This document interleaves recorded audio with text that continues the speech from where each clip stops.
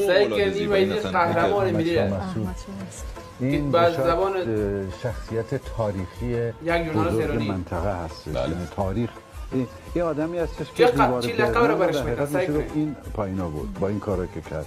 برای اینکه ارتش شوروی رو تا اون موقع هیچ شکست نداده بود. هیچ کس هم فکر نمی‌کرد که شکست میشه بخوره. شکست داد. این مسعود که من اصلا اون سال اول هم باش بودم دیگه 17 سال من باش تو کوه بودم رفته ها میرمدم عکس دیوار برلند فکر کنم دیوار برلند عامر صاحب مسعود شکستانده و پایین کرده.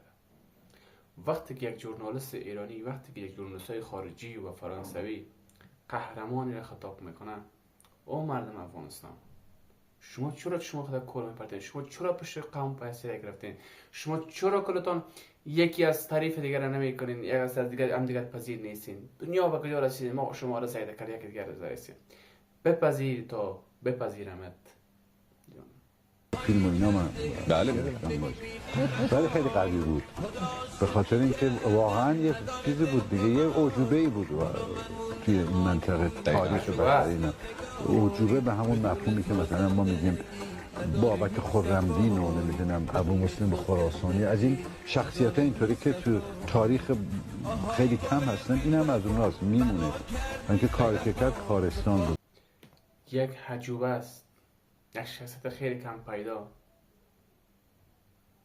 خیلی آدم یکی از وطندارایش، یکی از هموطنش، یکی از کادرایش، هر شخصی باشه، اگر خردترین شخص کشورش هم باشه، یک کشور خارجی یک کشور دیگه ازش تعریف بکنه، یک ژورنالیست تعریف بکنه، آدم چقدر خوشحال بشه، چقدر دلش باعث غرور میکنه که صحیح که از من تعریف میکنه، از هموطنم تعریف میکنه.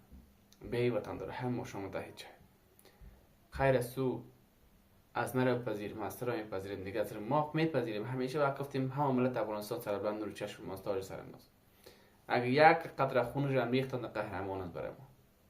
جانم است.